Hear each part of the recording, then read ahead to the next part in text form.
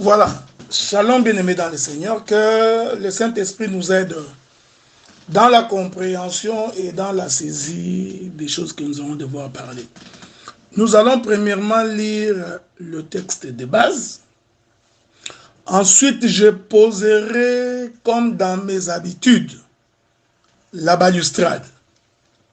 Parce que je suis certifié que si je ne place pas la balustrade aujourd'hui, il y aura beaucoup de gens qui vont être achoppés. Voilà pourquoi il va donc être important que je puisse poser la balustrade. Prenons le texte de base, Exode chapitre 32. Exode chapitre 32. Je commence par le premier verset et je finirai par le 5e verset. Voici les songes. Le peuple, voyant que Moïse tardait à descendre de la montagne, s'assembla autour d'Aaron. J'ai toujours dit que quand je dis quelque chose, je le dis toujours à dessein, parce que j'ai quelque chose à dire là-dessus. Le peuple s'est assemblé autour d'Aaron et lui dit, allons, fais-nous un Dieu qui marche devant nous, car c'est Moïse, cet homme qui nous a fait sortir du pays d'Égypte. Nous ne savons ce qu'il est devenu. Aaron leur dit, ôtez les anneaux d'or qui sont aux oreilles de vos femmes, de vos fils et de vos filles. Apportez-les-moi. Et tous ôtèrent les anneaux d'or qui étaient à leurs oreilles et les apportèrent à Aaron. Il les reçut de leurs mains, jeta l'or dans un moule et fit un veau en fonte. Et ils dirent, Israël, voici ton Dieu qui t'a fait sortir du pays d'Égypte. C'est le texte de base. Nous nous servirons donc de ces écritures pour nous permettre de voler, pour nous permettre d'aller rencontrer le Seigneur dans les airs. Mais permettez que je puisse poser la balustrade.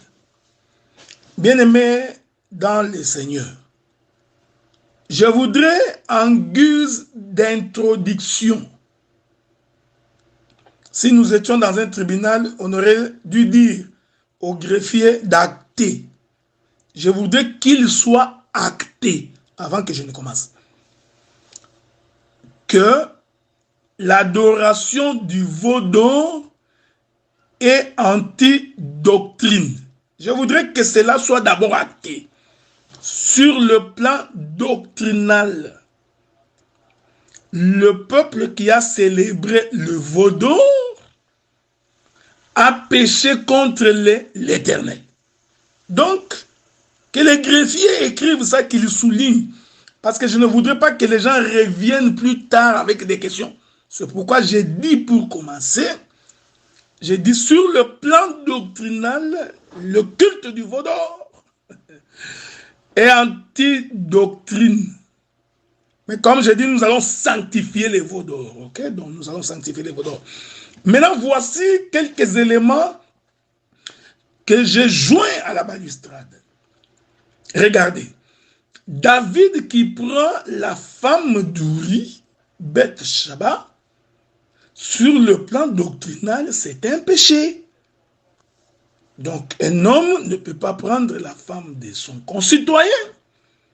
Un chef ne peut pas prendre la femme de son serviteur. Prendre la femme d'autrui est un acte anti-doctrine. Mais faites attention, parce que lorsque nous montons dans la révélation, vous allez très vite vous rendre compte que ce qui sur le plan doctrinal semble être un péché ou est un péché, peut prendre d'autres contours sur le plan révélationnel. Ici, je suis toujours en train de placer la balustrade.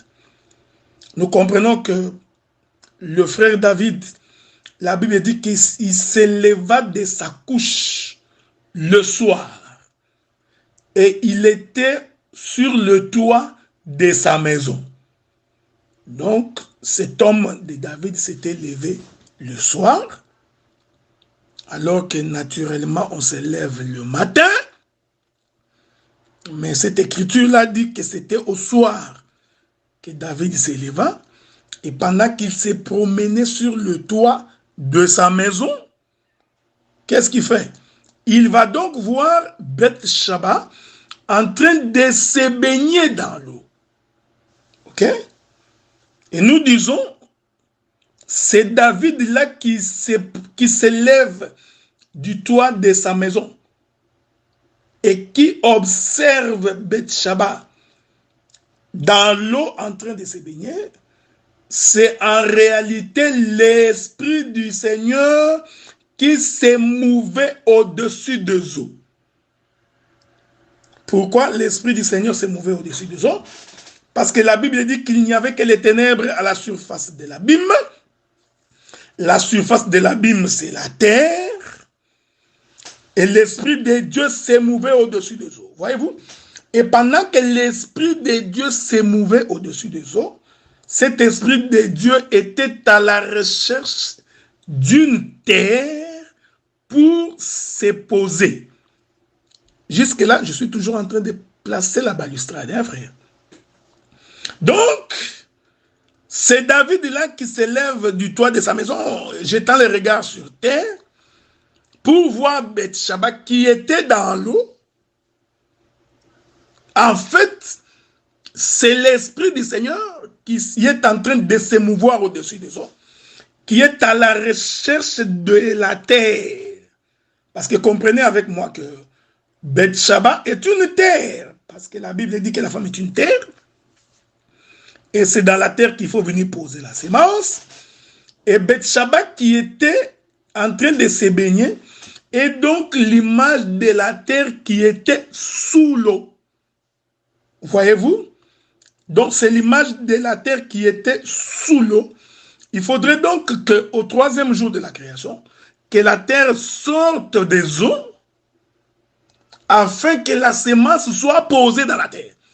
Donc, c'est Bathsheba là, c'est aussi l'image de la femme, de la terre qui est sous l'eau. Vous voyez, ici je suis en train de sanctifier l'acte que David avait posé. C'est une question pour nous de poser la balustrade, ok? C'est très important. Donc, remarquez que cette écriture nous renvoie à ce que le prophète Job dit. Souffrez, que je vous trouve une écriture. Il faut toujours souffrir pour une bonne cause. Donc la cause de l'évangile nécessite une souffrance. Prenons une écriture. Je prends Job chapitre 26, le verset 10, pour expliquer la même chose. Il a tracé un cercle à la surface des eaux, comme limite entre la lumière et le ténèbre. Il faut faire très attention. Le prophète Job dit que l'Éternel a tracé un cercle sur la surface des eaux. Nous comprenons que la terre était sous l'eau. Alors pour que la terre sorte des eaux, l'Éternel a dû couper les eaux. Donc, il a fait un cercle pour trouver une ouverture lui permettant à ce que la terre puisse sortir. Je suis en train de parler des choses du royaume. Ces choses, c'est tellement profond, parce que si nous voulons avancer, nous pourrons même dire que Adam et Ève, c'était aussi les eaux que Dieu a tracé un cercle pour que Ève puisse sortir. Mais ce n'est pas l'objet de mon intervention. Je suis toujours en train de placer la balustrade, frère. C'est très important. Mais pourquoi l'Éternel a-t-il fait un cercle à la surface des eaux?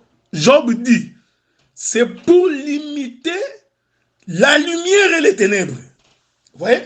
Donc c'est pour séparer la terre d'avec la terre.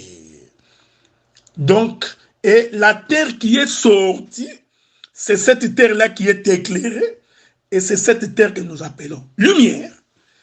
Et la portion de la terre qui est restée dans l'eau, c'est ce que nous appelons les ténèbres.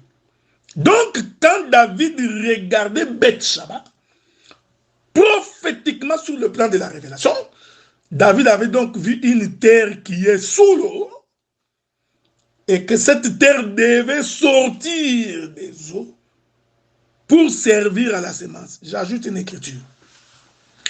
Proverbe chapitre 8, le verset 27. Lorsqu'il disposa les cieux, j'étais là. Lorsqu'il traça un cercle à la surface de l'abîme. Voyez-vous?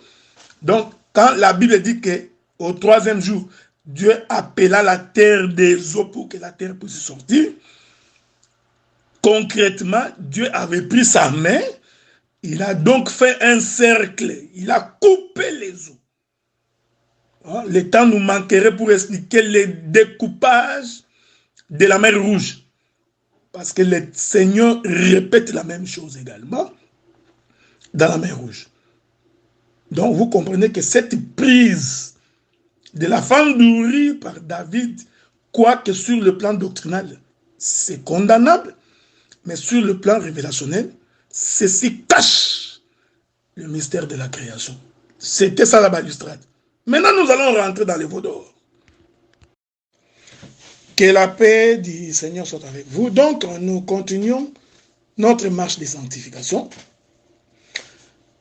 Ici, il est important d'abord de réaliser que lorsque le Seigneur croise Moïse et qu'il envoie Moïse vers les enfants d'Israël, Moïse dira donc à l'Éternel que je ne puis parler à ce peuple parce que j'ai un langage embarrassé.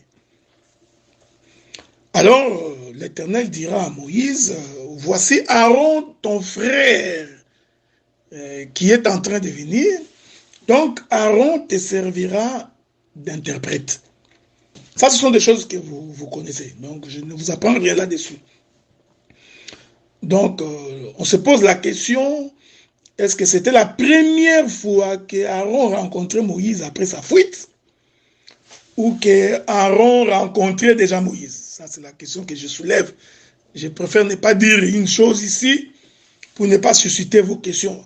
Mais quand on lit les textes, on se rend compte que Moïse n'était même pas étonné de voir Aaron.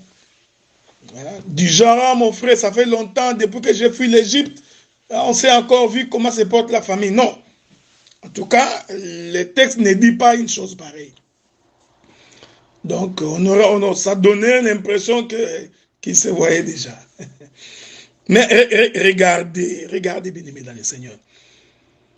Quand l'Éternel envoie Moïse en Égypte, la Bible dit, vous savez, il a dit ça dans les livres de Genèse, quand il parlait à Abraham, il dit, lorsque l'iniquité des Amoréens serait arrivée à son comble, alors moi, l'Éternel Dieu, je descendrai pour délivrer la postérité d'Abraham.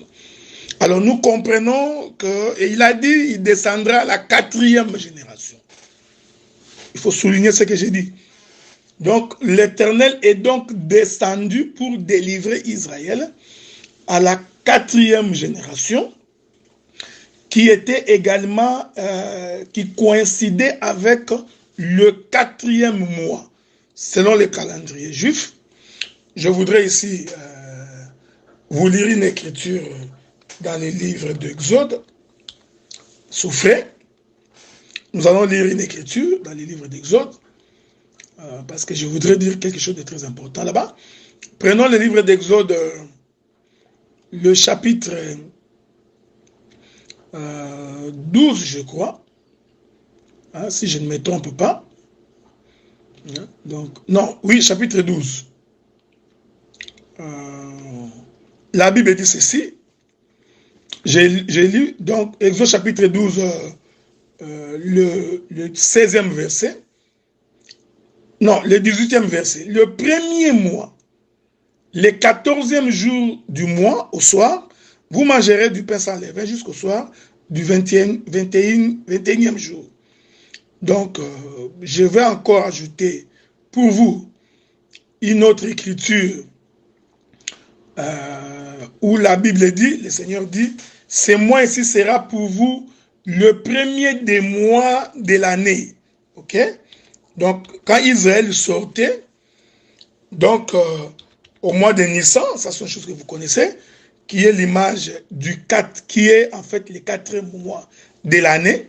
Le Seigneur va donc, parce qu'Israël est sorti au 4e mois, qui est le mois de Nissan, c'était pour confirmer le temps de la moisson, c'était aussi pour confirmer qu'il était descendu à la 4e génération, c'est aussi pour confirmer que quand Israël sortait, il était conduit par le soleil, parce que le soleil a été créé le 4e jour.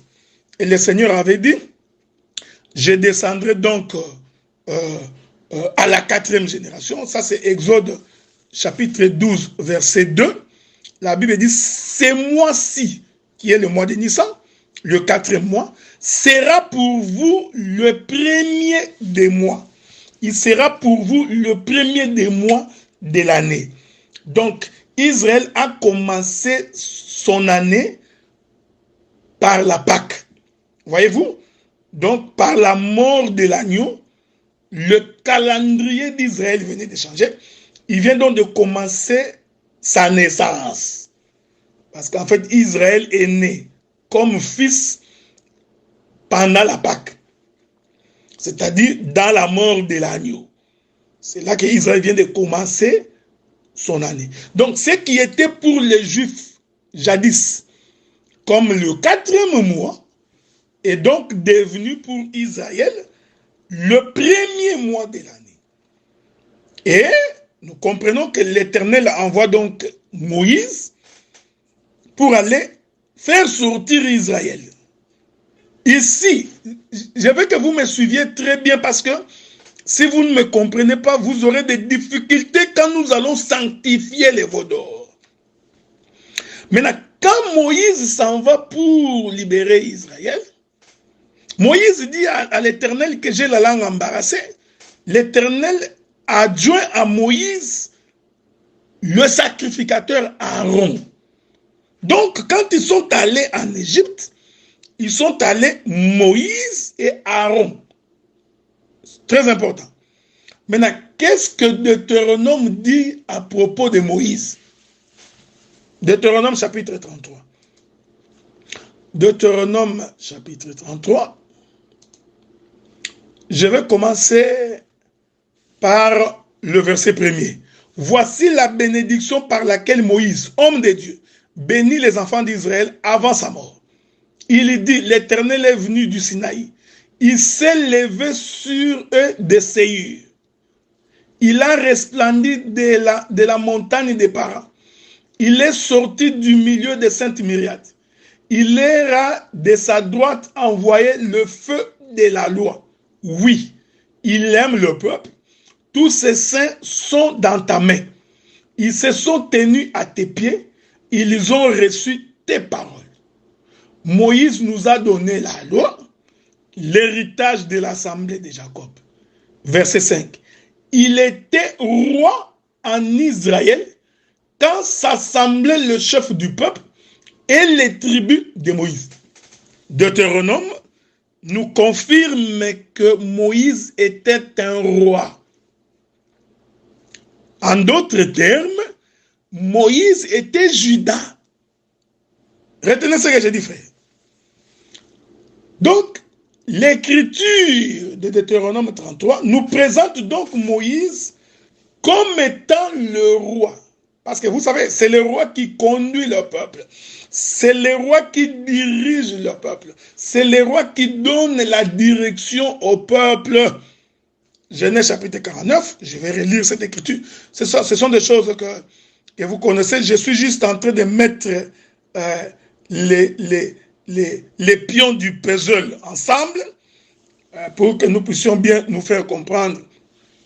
Parce qu'une fois que l'animal du sacrifice est coupé, il faut que le sacrificateur soit capable de réunir les morceaux qu'on a coupés. Ok? Genèse 49, la Bible dit dans le verset 8, Judas, tu recevras les hommages de tes frères, ta main sera sur la nuque de tes ennemis, les fils de ton père se prosterneront devant toi. Judas est un jeune lion, voyez-vous, qui revient du carnage, mon fils, il ploie les genoux, il se couche comme un lion, comme une lionne qui le fera lever. Le sceptre ne s'éloignera point de Judas, donc c'est le bâton du commandement, ni le bâton souverain d'entre ses pieds, jusqu'à ce que vienne les Shiloh et que le peuple lui obéisse. Je reprends ça. Les sceptres ne s'éloignent point de Judas, ça c'est les sceptres. Ensuite, ni les bâtons souverains. Il faut bien lire l'écriture. Donc, parce qu'ici, on présente Judas à la fois comme le roi qui a le bâton du commandement. Or, vous savez, Judas, il est le 4e fils de Jacob. Donc, nous disons, quand l'Éternel descend à la 4e génération, il descend comme un buisson ardent, que j'ai expliqué la fois passée que le buisson ardent, c'était le soleil sur la terre. Donc, l'Éternel descend à la 4e génération, il descend comme le soleil, lequel soleil a été créé le 4e jour. Ensuite, il envoie Moïse. Il a envoyé Moïse comme roi. Je précise encore. Il envoya Moïse comme le roi pour délivrer le peuple. Mais Moïse dit, je ne peux pas aller seul. Il me faudrait donc quelqu'un parce que j'ai la langue embarrassée. Alors intervient Aaron. Je voudrais préciser que c'est le Seigneur qui avait choisi Aaron. Aaron ne s'était pas proclamé pour aller avec Moïse en Égypte. Aaron est venu parce que Dieu lui-même s'est choisi Aaron pour l'associer à Moïse. Et nous disons, Moïse qui va en Égypte, il va donc comme étant le roi, c'est-à-dire comme étant Judas, il va donc comme étant le chiffre 4. Est-ce que vous me suivez? Maintenant, Aaron, qui va avec Moïse, il va donc comme étant le souverain sacrificateur. Donc, Aaron va comme Lévi. Donc, quand ils sont allés en Égypte, c'était Judas qui marchait avec Lévi. Je vous reviens. Que le Seigneur vous bénisse. Nous continuons notre marche vers Canaan. Donc, nous avons aujourd'hui et demain pour parler. Donc, nous allons y aller doucement. Je vous avais dit qu'il y a tellement de choses à dire ici que je crois que ce que nous dirons va être l'essentiel. Mais si le Seigneur nous prête vie, même plus tard, dans des séminaires ou dans des conventions, nous pourrons toujours revenir sur ces choses. Parce que nous croyons que la connaissance devrait augmenter parce que c'est une promesse faite aux saints. Donc, aujourd'hui, il faut considérer que la connaissance de la parole a augmenté. Et voilà pourquoi je suis certifié que les générations futures ne cesseront de nous étonner quant à la saisie et à la compréhension de l'écriture. Je crois, vous savez, même quand David était devenu vieux, donc son général de l'armée a dit, David, quand tu étais jeune, tu sortais tout le temps au combat. Maintenant que tu as vieilli, nous allons te garder pour que les jeunes aussi se lancent dans la carrière. Nous pensons que dans cette œuvre, à un moment donné, il faudrait reconnaître les grâces qui émergent et en être fiers, parce que les dons nous est donné pour l'utilité commune.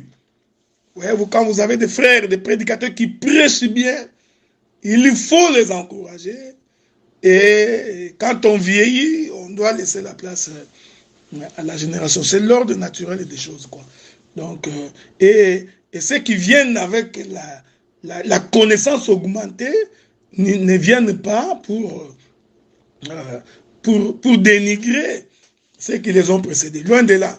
C'est juste pour apporter un plus, parce que nous croyons que nous tendons vers Canaan.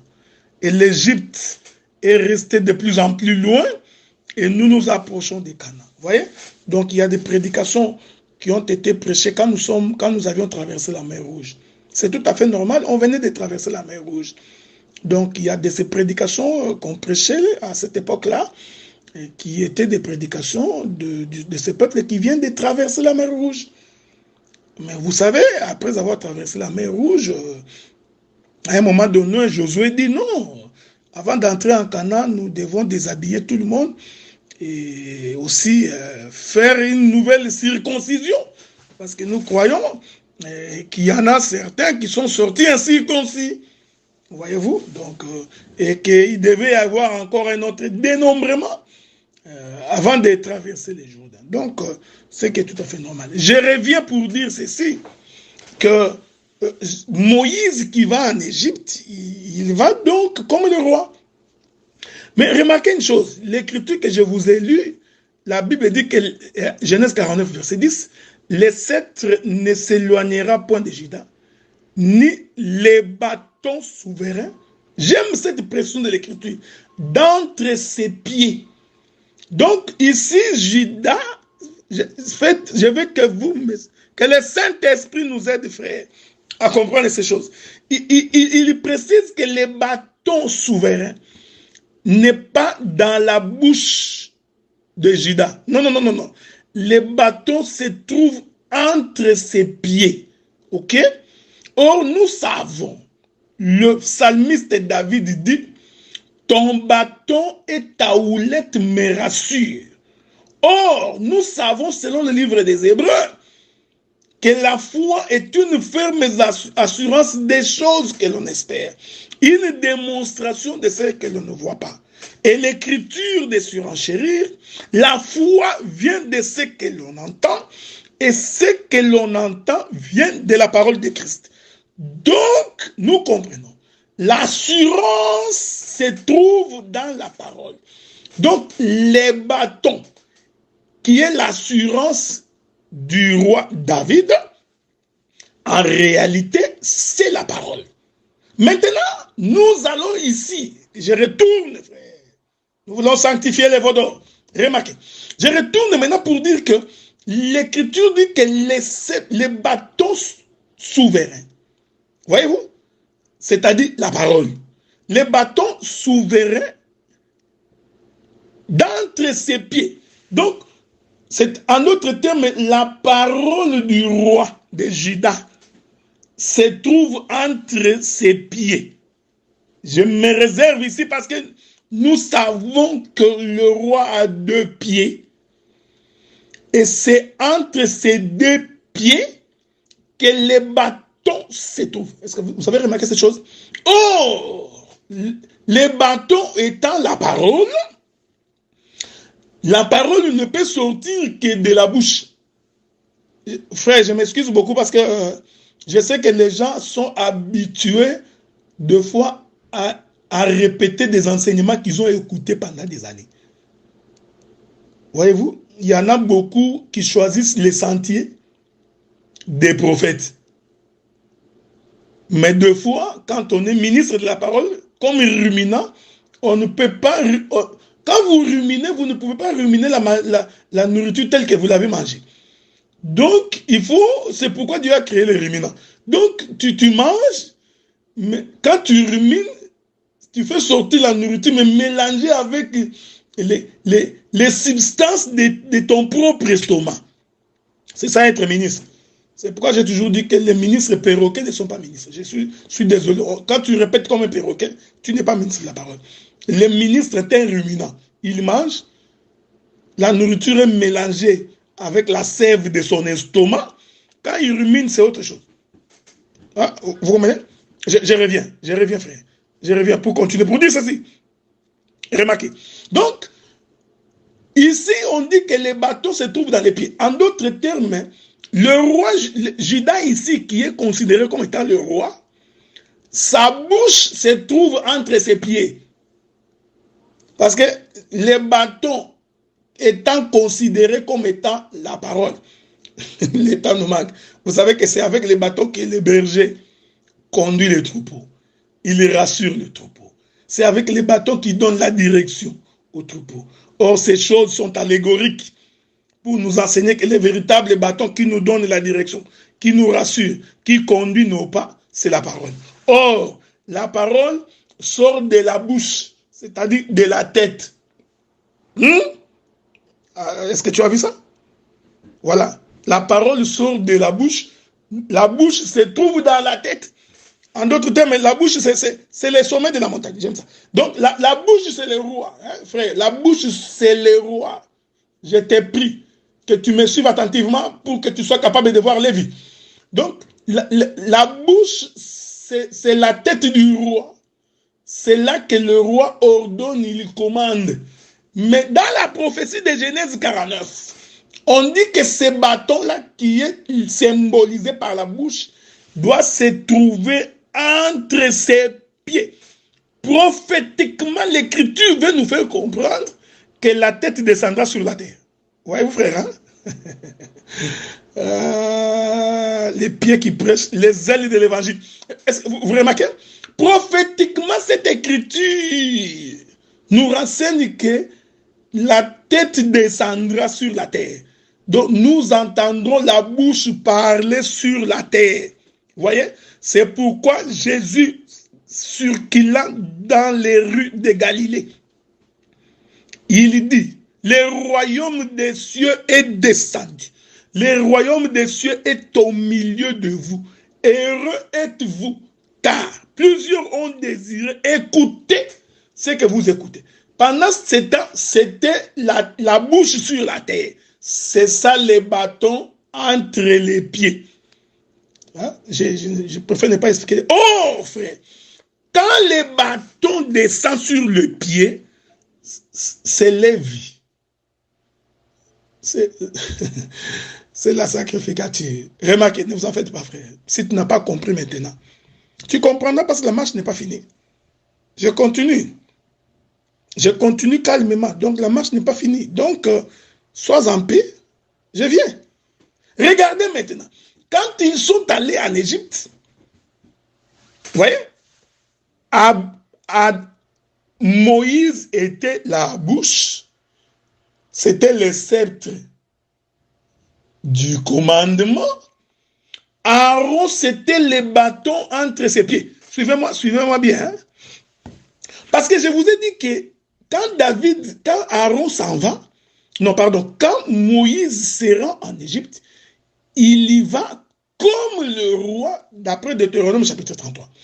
Il va donc comme le roi. Ouais, parce que c'est le roi qui dirige. Mais l'Éternel s'arrange pour qu'il n'aille pas seul. Il lui donne les pieds. Les pieds ici, c'est Aaron. Voyez-vous, parce qu'il a dit que mon langage est embarrassé. Le peuple ne comprendra pas parce que je parlerai du haut de la montagne. Vous voyez, c'est la bouche qui parle là-haut. Mais pour que cela soit accessible à ceux qui sont qui sont au bas de la montagne, pour que cela soit accessible au peuple qui vit au bas de la montagne, il faut donc qu'Aaron soit là, qu'Aaron soit l'interprète. Je n'entre pas dans les cantiques populaires, hein, les chansons de tous les jours. Dieu a tant aimé le monde qu'il a donné son Fils unique, afin que quiconque croit en lui. Ça, c'est une chanson populaire. Donc, je ne voudrais pas dire que Aaron, c'est le Saint-Esprit qui interprète la parabole qui est Moïse. Non, non, non, non. Je ne prends pas ce chemin-là. C'est le chemin de commun des mortels. Okay? Je crois que ça, tout le monde connaît ça. Donc, j'explique que... bon, je vous reviens. Il y a tellement de choses à dire que je vous reviens. Ok? Je vous reviens. Que le Seigneur vous couvre de son ombre et de sa présence. Il y a des choses que je ne peux pas laisser passer parce que quand je sens l'inspiration, il faut que je revienne, frère, il faut que je revienne. Quand je sens je sens un vent qui souffle, un vent impétueux, il faut que je revienne. Il faut que je revienne là-dessus. Je disais, frère, je disais tantôt là que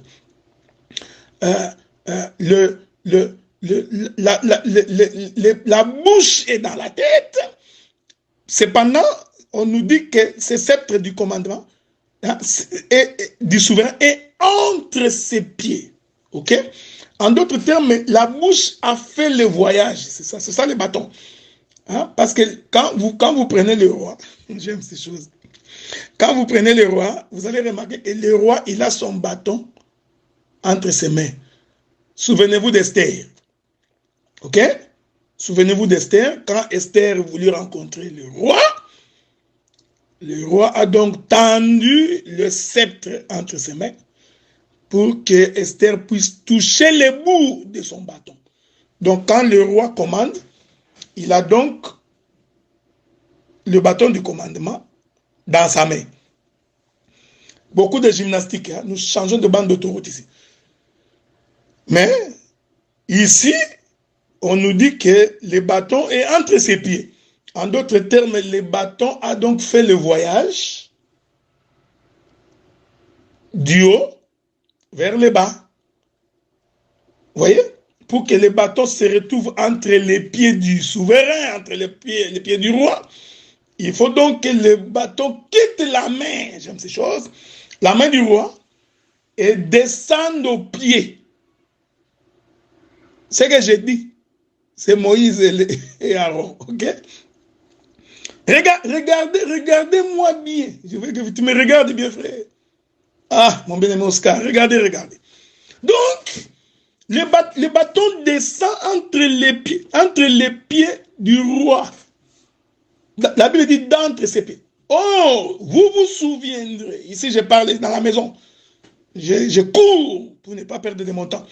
Vous vous souviendrez que l'Éternel, lorsqu'il avait dit à Moïse de construire le tabernacle, l'Éternel avait dit que dans les lieux très saints, il y aura donc l'arche de l'Alliance, dans lequel doit se trouver la verge d'Aaron qui avait fleuri la manne et la table de commandement, et qu'au-dessus de l'arche, on mettra donc un propitiatoire, et l'Écriture dit, sur le propitiatoire des deux côtés, nous aurons deux chérubins, vous vous souvenez?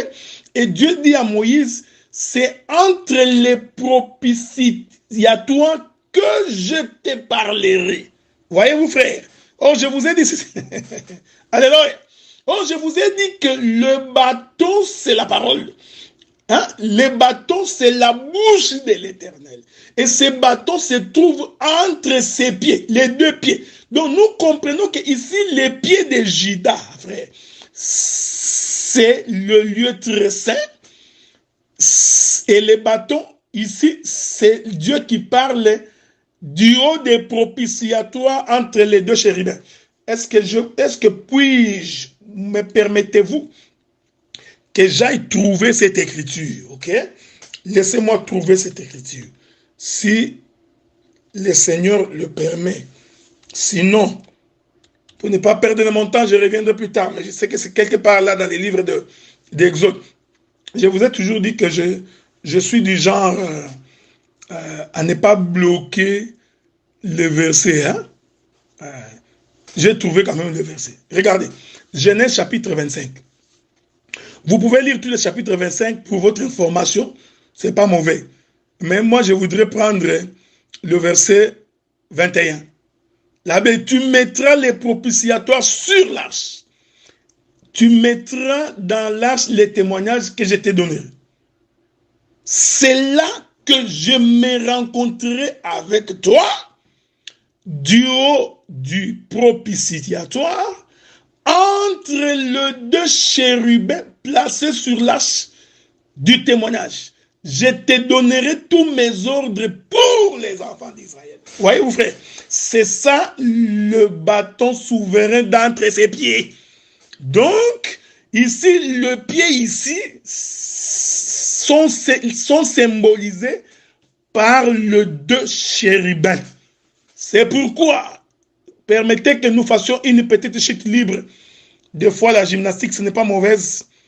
Quelques exercices corporels, ce n'est pas mauvais pour la santé.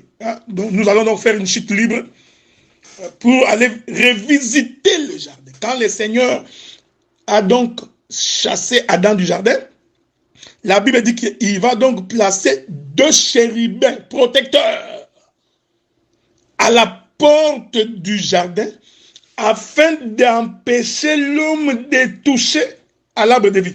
En réalité, les deux anges, les deux chérubins, étaient... Ouh, les deux chérubins, en réalité, servaient de protection pour l'arbre de vie. Or, l'arbre de vie, vous voyez, c'est les bâtons. Avez-vous remarqué cette chose? Remarquez, bien aimé dans le Seigneur. C'est pourquoi nous disons, les temps nous manqueraient pour expliquer que les pieds, c'est aussi la croix. Voilà pourquoi sur la croix, quand on a crucifié Jésus, nous disons, cette crucifixion, c'était l'Éternel sur le propitiatoire. Et de deux côtés, il y avait deux brigands. Faites attention. Voyez-vous, frère? Parce que nous pouvons balancer la nuée. Surtout quand les vents soufflent de l'Orient. Parce que les deux là aussi représentent les deux pieds. Et au milieu de ces deux pieds, nous avons le bâton du souverain. Et on entend la voix de l'Éternel par l'homme du milieu. Remarquez ces choses. Bon, regardez bien, mesdames et Seigneur. Maintenant, quand ils vont en Égypte, Moïse et Aaron, j'insiste, parce que vous voyez, aujourd'hui, je suis en train de parler, parce que quand nous allons sanctifier les veaux d'or, ça va être facile pour vous. Parce que si j'avais commencé directement par sanctifier, je crois que beaucoup auraient des difficultés. Voilà pourquoi j'ai fait toute cette démarche ici, comme Noé, afin que même les caméléons puissent entrer dans l'arche, même les vers de terre puissent entrer. Donc nous prenons notre temps, doucement comme Noé, pour que quelqu'un nous saisisse. Quand ils sont arrivés en Égypte, regardez ce qui va arriver. L'écriture que nous avons lue avec vous nous fait comprendre que les enfants d'Israël sont allés dépouiller Israël. Ils ont récupéré les bijoux, les boucles d'oreilles. Je vais rentrer dans les livres d'Exode. Je vais me réserver de ne pas faire le travail des apôtres pour ne pas avoir de conflit avec eux. Mais comme ministre de la parole, il sait que je relève un certain nombre de faits. Ok? Il sait que je relève un certain nombre de faits. Regardez. Je reprends cette écriture-là. C'est très important pour que les bien-aimés puissent nous comprendre. Genèse chapitre 32. Genèse chapitre 32. Là où nous étions. J'ai relu ce verset-là. Le verset 2. Aaron leur dit, ôtez les anneaux d'or qui sont aux oreilles de vos femmes. Premier élément. De vos fils et de vos filles. Apportez-les-moi. Donc, tous ces anneaux d'or ici, Israël a reçu le jour où il a dépouillé l'Égypte. Donc, quand Israël sortait de l'Égypte, ils sont allés récupérer les boucles d'oreilles, les anneaux, toutes ces choses-là, auprès des Égyptiens. Ok? Donc, ils ont récupéré ça. C'est comme ça que dans Exode 32, on comprend pourquoi Aaron leur a demandé d'apporter ces choses. Ouais, vous frères. Donc, c'est pourquoi je l'ai dit à dessein, même en termes de provocation. Je l'ai dit même en termes de provocation.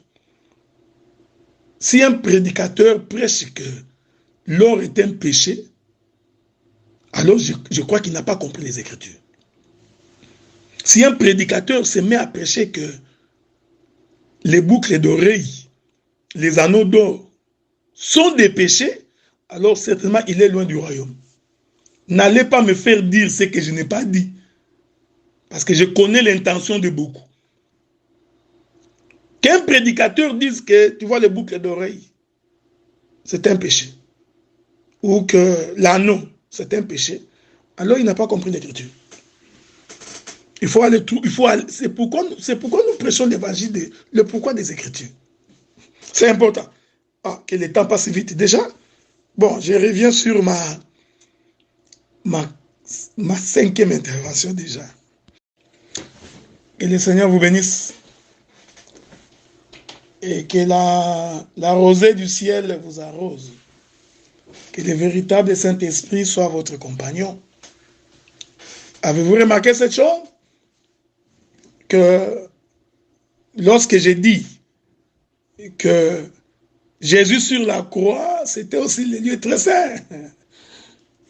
Avez-vous remarqué que Jésus, avec les deux brigands, je mets entre guillemets, ont été suspendus dans les cieux.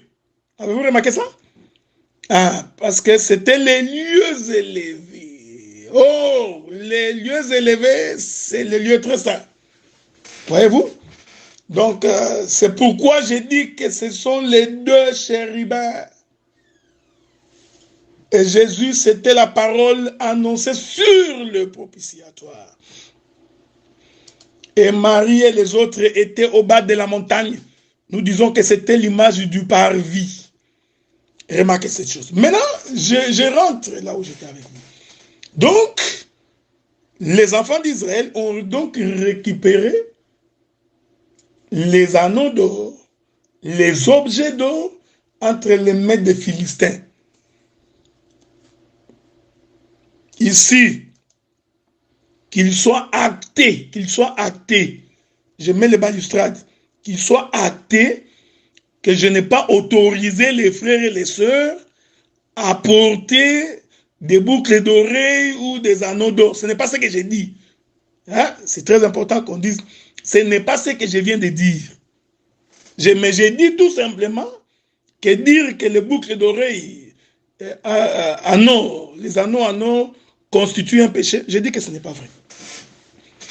Si on peut faire un débat plus tard, on fera probablement les débats là-bas au besoin. Parce qu'il faudrait à un moment donné révisiter. Quand je dis révisiter ici, ce n'est pas en termes d'anéantir, mais d'augmenter la connaissance. Il y a des enseignements qu'il faut aller révisiter. Mais regardez bien aimés dans les Seigneurs. Quand ils sont arrivés, donc ils ont dépouillé Israël. Mais remarquez, il y a une chose qui se passe, frère.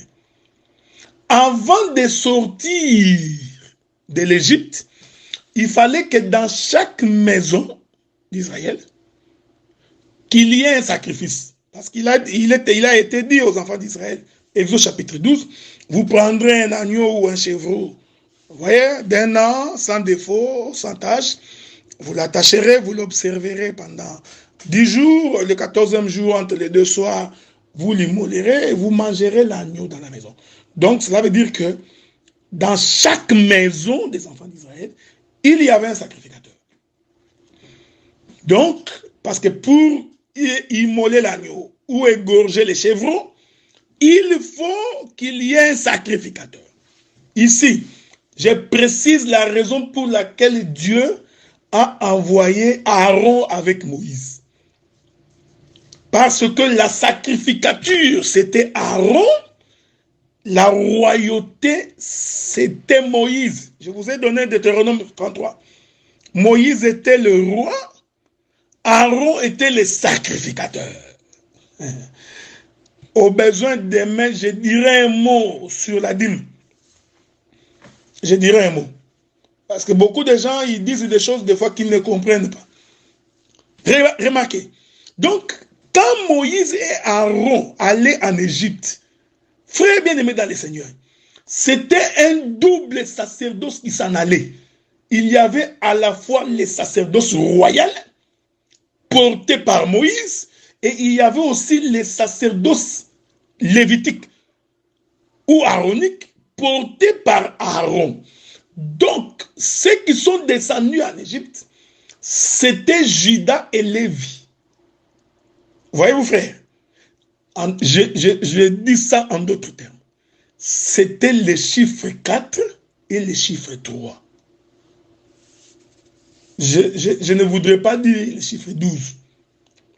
Parce que nous risquons d'entrer dans beaucoup d'enseignements. Donc, cette descente en Égypte, là, frère, parce qu'Israël a demandé un roi, fais-nous un Dieu.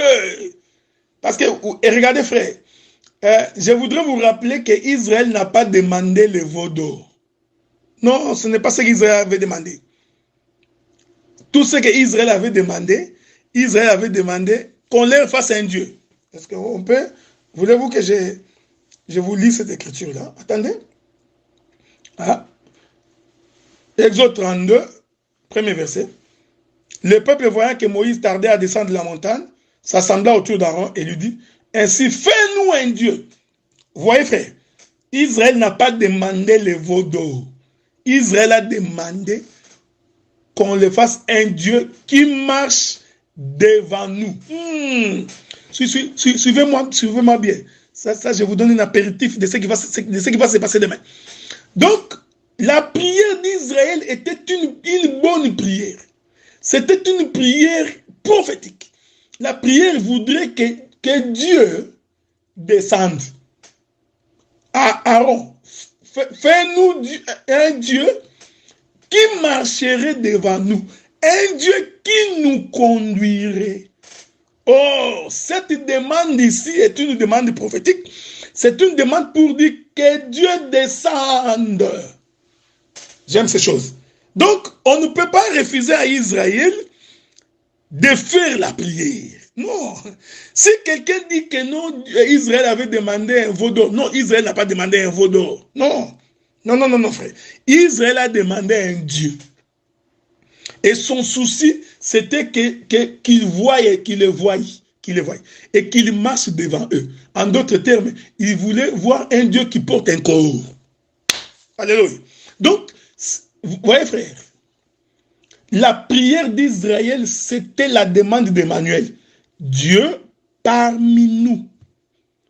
Que ce Dieu-là descende au milieu de nous et qu'il marche devant nous. Ouais, qu'il nous conduise. C'est tout ce qu'il demandait. Et je vous informe que cette prière, elle est formidable. Israël a fait une prière exceptionnelle. Maintenant, la question, c'est que ce n'est pas Aaron qui est devenu prêtre par lui-même. Alléluia. Celui qui a fait d'Aaron prêtre, c'était l'Éternel. Maintenant, on se pose la question de savoir qui avait dit à Aaron que c'est que le peuple demande un Dieu, fais-lui un veau d'or. Nous allons sanctifier le veau d'or, frère. Parce que Aaron, qui l'a inspiré de faire le veau d'or? Comme les Anglais disent, question mark. Ok? Rentrons encore dans le pays d'Égypte. Je disais donc, voyez, donc Aaron, c'était le sacrificateur dans chaque maison. Moïse, c'était le roi. Or, pour que le roi conduise le peuple, pour que Aaron conduise pour que Moïse conduise le peuple comme roi, il faut premièrement que l'œuvre du sacrifice soit accomplie. C'était la raison d'être d'Aaron. Parce qu'en réalité, comme dans chaque maison on sacrifiait, cela veut dire que dans chaque maison, Aaron s'est trouvé. Retenez ce que je dis. Or, Aaron, c'est le chiffre 3. Il est de la tribu de Lévi. Donc, Israël ne peut pas sortir. Il ne peut pas être conduit par Moïse si, premièrement, l'œuvre du sacrifice ne s'accomplit pas. Voyez-vous, frère, les pieds, je parle ici du pied. Voyez, les pieds. Le ciel est son trône, la terre est son marchepied. Donc, il faut que l'Éternel descende. Qu'il expie d'abord les péchés. Qu'il enlève le peuple qui vit dans le péché. Or, cette chose n'est possible que par le sacrifice de l'agneau. Donc, nous voulons ainsi dire, dans chaque maison d'Israël, il se trouvait un sacrificateur. Donc, Aaron était représenté dans chaque maison. Pendant ce temps, Moïse attendait. Je répète ça, frère. Moïse attendait que Aaron puisse finir son service. Que Aaron finisse son travail Voyez-vous, frère? Donc, cet homme d'Aaron, il faut le prendre avec des pincettes. Donc, il finit son travail. Une fois qu'il a fini son travail, maintenant Moïse peut passer devant, comme le roi, pour conduire le peuple. Je vous reviens. Voilà, que la paix du Seigneur soit avec vous. Donc, j'entame donc la dernière partie de mon intervention, donc la 6e partie pour faire... j'ai débordé, hein, je crois que je dois avoir fait 1h20 ou 1h25. Nous nous en excusons pour cela. Mais c'était pour une cause noble. C'était salutaire pour notre âme. Donc, je suis en train d'atterrir pour aujourd'hui parce que nous allons continuer demain. Je vous ai fait remarquer que lorsque Moïse et Aaron descendent en Égypte, en réalité, c'est 2 sacerdoces qui font les voyages. Il y avait la royauté, les sacerdoces royales, représentés par Moïse, et il y avait les sacerdoces lévitiques, représentés par Aaron. C'est pourquoi vous allez remarquer, bien aimé dans le Seigneur, ça, je vous le donne à titre informationnel, que lorsque l'Éternel appelle Aaron, ses fils et la tribu de Lévi à son service, vous allez remarquer qu'à cette époque-là, la tribu de Juda n'intervenait pas. Ok? Donc, pour servir au temple, il faudrait donc être de la tribu de Lévi, le chiffre 3. Mais vous remarquerez que celui qui va venir organiser le chantre, celui qui rentre dans la chambre lévitique pour organiser la marche des lâches, c'était David. Je ne sais pas si je vous trouverai cette écriture-là. Ça doit se trouver dans les livres de 1 Chronique, hein, à moins que je ne me trompe. Hein, donc, quand vous prenez les livres, je prends 1 Chronique, 1 Chronique chapitre 15. Mais si vous voulez lire, vous pouvez lire presque tous les livres de 1 Chronique, vous aurez des détails. Mais je vais prendre juste quelques éléments afin que nous puissions bien nous faire comprendre. 1 Chronique chapitre 15. Je prends le verset 11. David appela les sacrificateurs. C'est David là, il n'est pas lévite. Il est Judas. Voyez-vous, frère? Voyez? C'est important ce que j'ai dit, frère. C'est très important de la marche.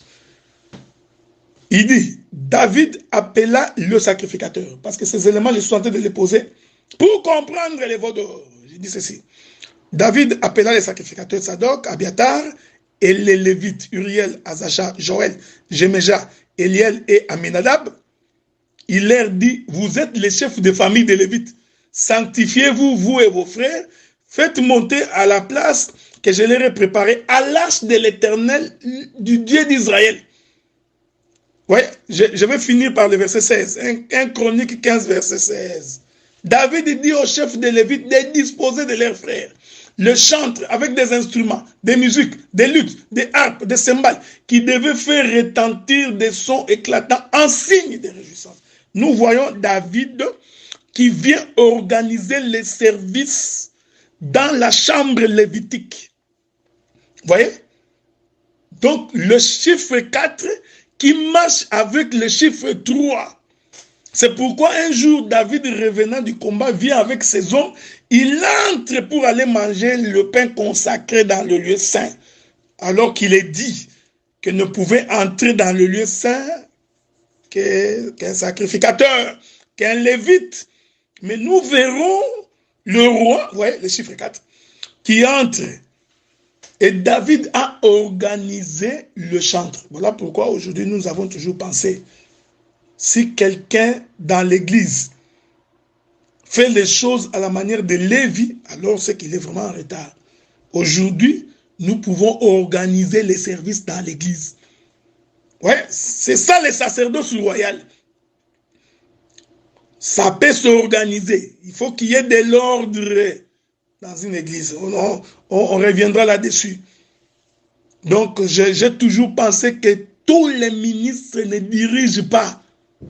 Non. Nous sommes complémentaires dans l'exercice ministériel, mais pas dans la direction. Donc, dans l'ordre, le roi David a organisé les services. C'est très important ce que j'ai dit. Donc, remarquez maintenant que quand ils sont sortis, il a fallu que Lévi soit là, représenté par Aaron dans chaque famille, et ensuite, Moïse va conduire le peuple.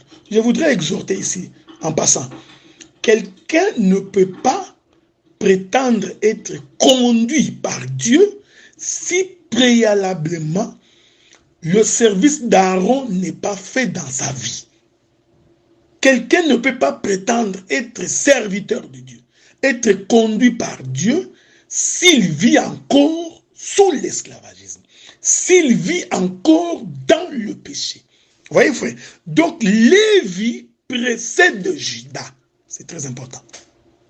En Égypte, Lévi a précédé Juda.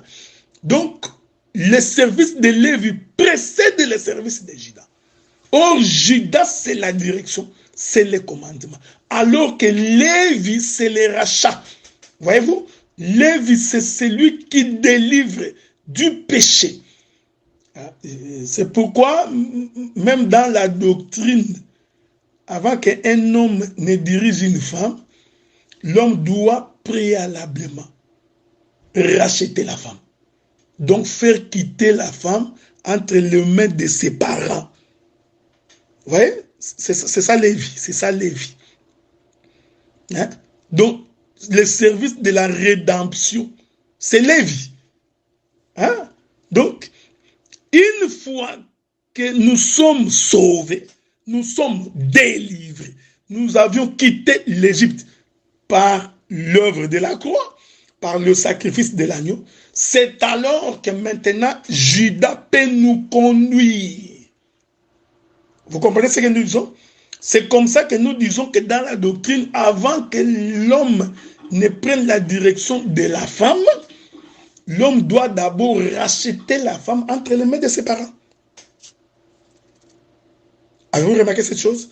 Donc, les deux font ce service pour qu'il y ait. Je veux que vous reteniez cela, parce que demain, je toucherai beaucoup de choses. Hein. Je toucherai beaucoup de choses. Quand je parlerai, je dirai un mot sur la résurrection de Jésus. Parce que même dans la résurrection de Jésus, ces deux chiffres doivent se marier. Le chiffre 3 et le chiffre 4. Maintenant, terminons avec Melchisedec. Je vais finir par Melchisedec. Le veau d'or. J'aime ça. Je ne sais pas si je trouverai cette écriture-là. J'ai pris le Saint-Esprit qui puisse m'aider à les trouver. Je sais que je l'ai quelque part dans les livres des Hébreux. Ok? Prenons le livre des Hébreux, chapitre 7. Hébreux, chapitre 7. Écoutez ce que la Bible dit. J'ai lu. Pardon, je suis en train de lire pour vous. Je lis pour vous.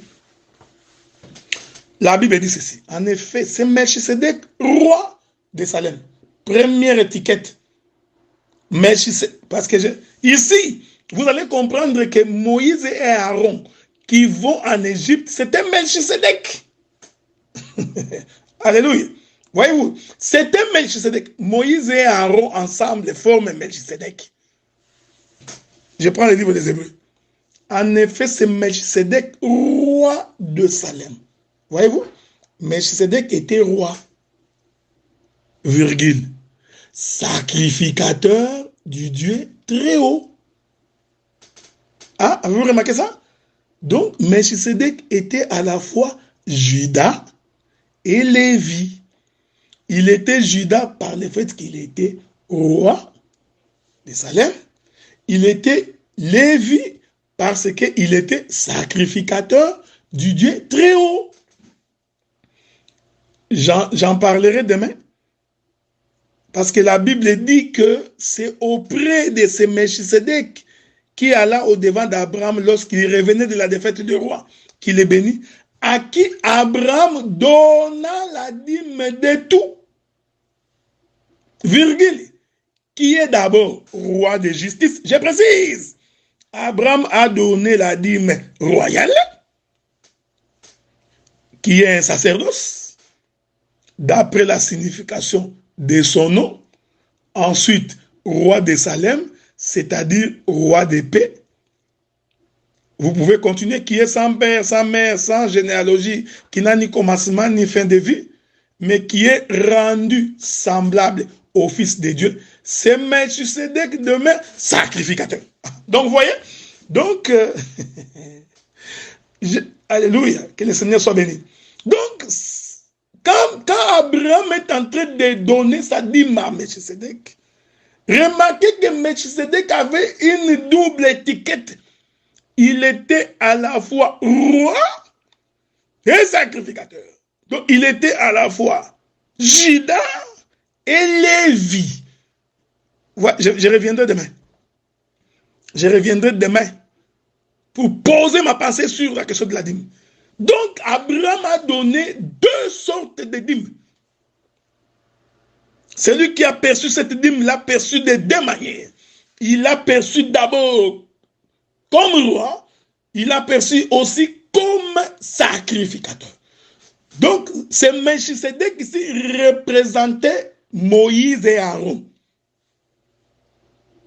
Oh, j'ai conclu pour dire, les veaux d'or, c'était Moïse et Aaron, hein, frère. Nous allons sanctifier les veaux d'or. Les veaux d'or, c'était Juda et Lévi. Que la paix du Seigneur soit avec vous. Sa bonté, sa miséricorde. Vous qui avez pris de votre temps pour m'écouter, que Dieu vous bénisse. Vous qui me suivrez en différé, que Dieu vous bénisse également. Vous qui nous suivrez parce qu'on vous a envoyé nos audios, que le Seigneur vous bénisse. C'est votre frère bien-aimé, le docteur Adela. On se voit demain pour la continuation.